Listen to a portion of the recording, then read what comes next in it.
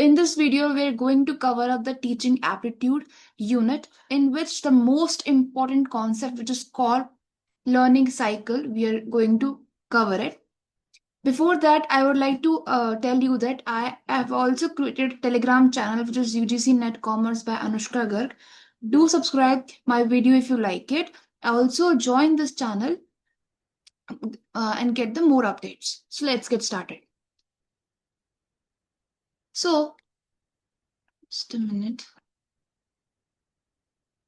Okay. The stage one. So it has four stages. What's the meaning of COB learning cycle? What this is about? So here we are going to learn. Okay. तो क्या होता है कि इसमें चार stages होती है. The stage one is a concrete experience. So what is the meaning of it? ठीक है.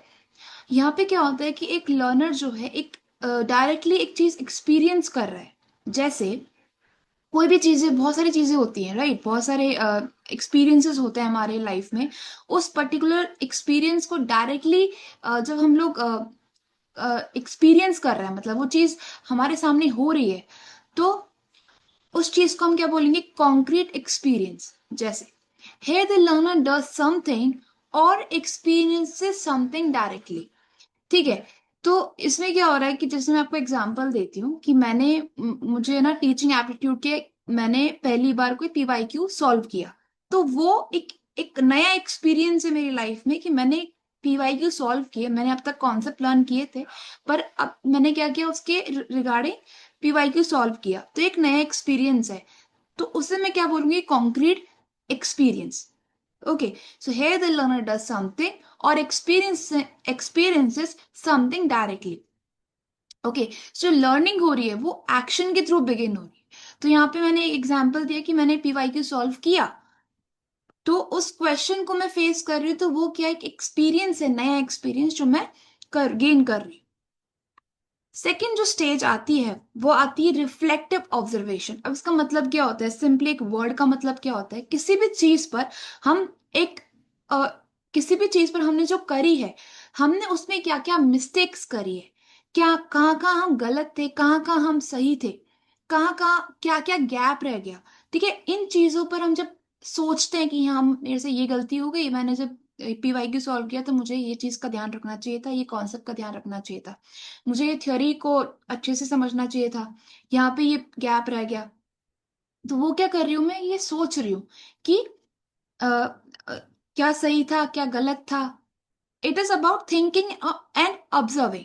तो यहाँ पे अब मैंने पीवाईक्यू सॉल्व किया. अब क्या होगा कि मैं देखूंगी मैंने मुझसे क्या क्या गलतियां हुई हैं उस पीवाईक्यू सॉल्व करते वक्त.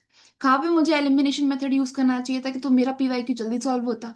कहाँ पे मुझे बहुत सोच के बहुत अच्छे से जवाब देना चाहिए था, तो मेरा अच्छे से मेरे मार्क्स और आते. तो ये जो स्टेज है, ये कौन सी स्टेज है? It's about thinking, it's about observing कि मेरी क्या क्या गलतियां रही उस एक्सपीरियंस में. Okay, so after experiencing something, the learner reflects on or thinks about it. They ask questions like, what happened? क्या हुआ था? मुझे क्या करना चाहिए था? And what went right and what went wrong? This stage is about thinking and observing. इसमें मैं क्या कर रही हूँ? यहाँ पे एनालाइज कर रही हूँ वो मिस्टेक्स जो मुझे जो मैंने एग्जांपल लिया था पीवाईक्यू सॉल्व करने का, तो वो वाली चीज यहाँ पे आ जाती है. तो रिफ्लेक्टिंग का बेसिकली यहाँ पे रोल रहता है. थर्ड जो स्टेज आती है, इट्स अबाउट एब्स्ट्रैक्ट कंसेप्चुलाइजेशन. ये जो वर्ड है ना, ये बहुत टिपिकल लग रहा है, बहुत डिफिकल्ट लग रहा है, बट इसका मीनिंग बहुत सिंपल है. कंसेप्चुलाइजेशन मीन्स किसी चीज को समझना, अंडरस्टैंड. नाउ इसमें इस स्टेज में क्या होता है कि now comes abstract conceptualization. At this stage, the learner connects experiences with theory, forms concepts, rules, principles. अब उसने पीवाईक्यू सॉल्व किया. ठीक है. पीवाईक्यू सॉल्व करने के बाद मिस्टेक्स देख लिए. अब उसने ये बनाया कि मुझे आगे से ये जो कॉन्सेप्ट है, वो जो उसके रिलेटेड जो कॉन्सेप्ट है, थियोरीज है, प्रिंसिपल्स है, वो भी उसने देखे कि भाई यहाँ पे ये मिस्टेक रह गई, मुझे ये आंसर नहीं आया. क्यों नहीं आया? बिकॉज इसके पीछे भी एक थियोरी थी जो मुझे नहीं आती थी. ठीक है. तो अब उस थियोरी को वो समझेगा, उसके रिगार्डिंग कुछ प्रिंसिपल्स थे जो मुझे नहीं आते, दैट्स वाई गलती हुई.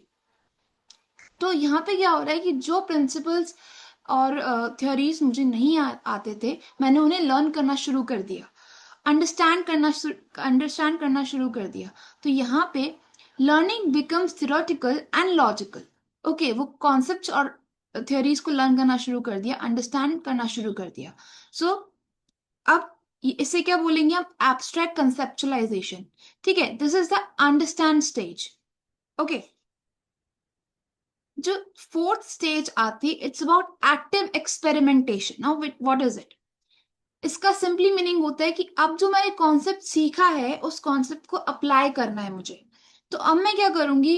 टीचिंग एप्टीट्यूड से रिलेटेड जितने भी क्वेश्चंस होंगे, मैं और सॉल्व करती जाऊंगी, और उन्हीं सारे कॉन्सेप्ट्स और थ्योरीज को आगे के आने वाले पीवाईक्यूज में मैं अप्लाई करूंगी, तब जाकर मैं सारे पीवाईक्यू को सॉल्व कर रही हूँ। That is what applying your theory, applying your previous knowledge, जो आपने अभी एब्स्ट्रैक्ट कंसेप्चुलाइजेशन किया है, रिफ्लेक्टिव थिंकिंग करी है, उसके बाद एक्टिव एक्सपेरिमेंटेशन किया है, अभी जो आप कर रहे हो, मतलब आपने जो थ्योरी लर्न करी है, उस थ्योरी को आप आगे आने वाले जितने भी पीवाईक्यूज है उसमें आप अप्लाई कर रहे हो। That is called active experimentation. This is all about these four stages. Here, the learner applies what they have learned and tries new methods in new situations. Learning is tested and applied. सो यहाँ पे मैंने already ये example समझा दिया है आपको कि नए नए क्वेश्चन और सॉल्व करना। This is about applying stage. तो मैंने यहाँ कंप्लीट किया है Kolb learning cycle. If you like this video, please subscribe, share with your friends. Bye bye, take care.